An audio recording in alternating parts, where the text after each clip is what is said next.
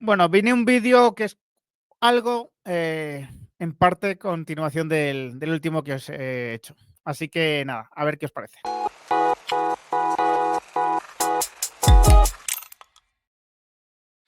¿Qué tal estáis? Bueno, vuelvo a aparecer por este canal, por Charla con Álvarez de Mon, y la idea es, bueno, darle un poco de continuidad al vídeo anterior e ir un poco al origen, ¿no? ¿Dónde está el origen, a lo mejor, de los problemas que yo entiendo que tiene la sociedad con su clase política, ¿no?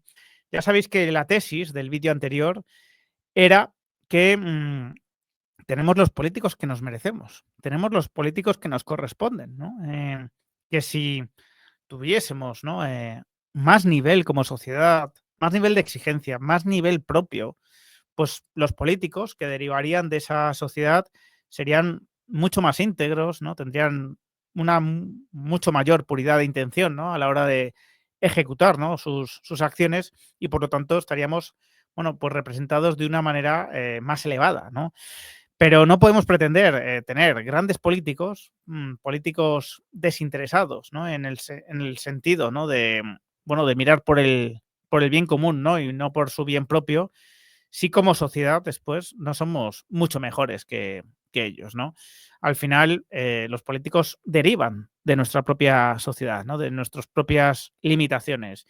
Y aunque esto algunos pues no lo entendisteis o no estáis de acuerdo, creo que es difícilmente discutible, ¿no? Creo que una sociedad que estuviese más avanzada no permitiría el nivel de la clase política que estamos viviendo.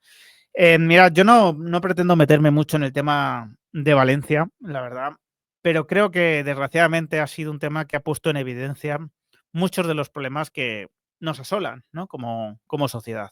Muchos de los problemas que nos asolan, que nos perjudican en nuestra clase política. Hemos visto, y no entro en partidismos, como ya sabéis, hemos visto un nivel de, bueno, de eficacia absolutamente paupérrimo. Hemos visto cómo em, en muchos políticos la preocupación fundamental ha sido, bueno, pues ganar posición, ¿no? Ganar posiciones, cubrirse, ¿no? No exponerse, ¿no? Ante la crítica pública, más que solucionar los problemas que estaban ocurriendo antes, ¿no? De que ocurriese lo de la Dana y después, ¿no? Cuando ya el drama estaba absolutamente servido.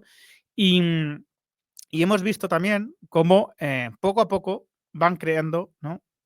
Una polarización de la sociedad con sus posturas que haga, bueno, pues, o que sirva de alguna manera, pues, como, bueno, pues, como despiste, ¿no? Como distracción de lo realmente importante, ¿no? Que es tratar de gestionar el horror que se ha producido de la mejor manera posible.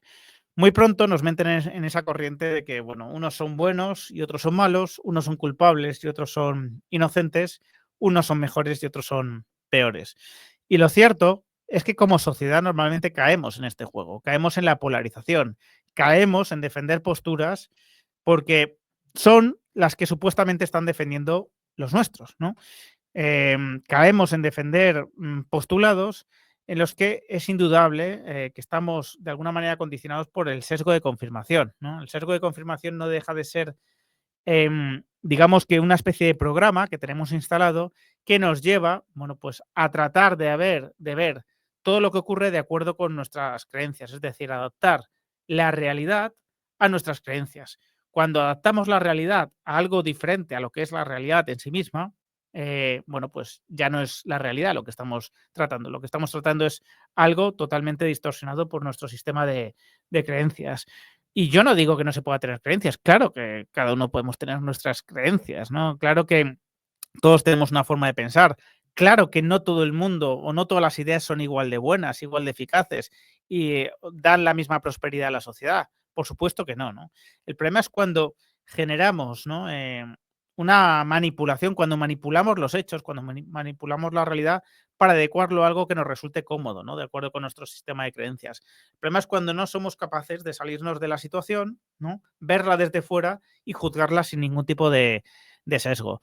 Y yo no estoy abogando por el relativismo, yo no estoy abogando por la equidistancia, ¿no? Por supuesto que hay ideas mejores y otras peores. Yo tengo también mis propias creencias, yo tengo mis propias ideas de cómo se pueden gestionar diferentes asuntos.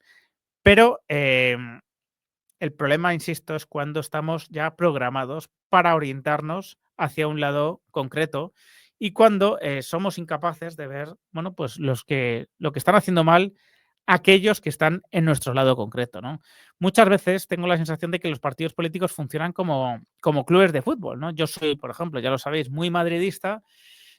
Trato de ser objetivo a la hora de analizar los temas del Real Madrid y cuando algo no se hace bien, bueno, pues comentar que no se está haciendo bien, en mi opinión, ¿no? Siempre con humildad, porque tengo menos información que los que toman las decisiones.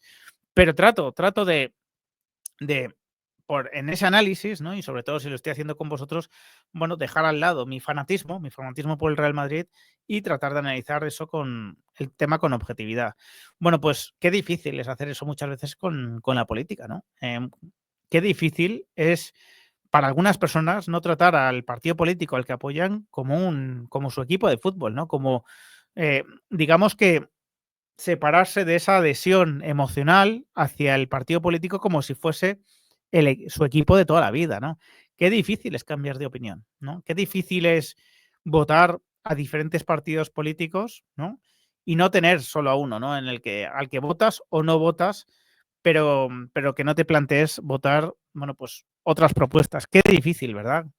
Qué, qué miradas así las cosas, qué absurdo resulta, bueno, pues tratar a tu partido político como algo tan sumamente querido como si fuese tu equipo de fútbol, ¿no?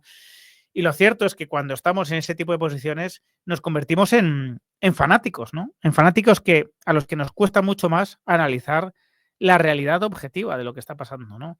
La ineficacia, el tejemaneje, ¿no? La polarización que muchas veces se genera, ¿no? Y no estoy diciendo que todos los políticos o todos los partidos políticos tengan como objetivo o lo tengan, por lo menos en la misma intensidad, crear esa polarización. Claro que ya sé que hay diferencias, ¿no? En la creación de esa polarización, en la creación o en la construcción de esos muros que separan a la sociedad. Pero, en definitiva, al final, el trabajo del político es conseguir el poder. El trabajo de un político tenemos que asumir que es conseguir el poder. Y cuando tu trabajo, cuando tu objetivo, el objeto social de tu empresa es conseguir el poder, el servir a los demás, ¿no? Esa vocación de servicio, esa puridad de intención a la hora de servir a los demás, desgraciadamente en muchos casos queda en el segundo plano, ¿no? Porque es más fácil observar esa vocación de servicio en un alcalde de un pueblo de 50 habitantes que en un presidente del gobierno o en un presidente de una comunidad. ¿Por qué es más fácil? Porque evidentemente ese alcalde de un pueblo eh,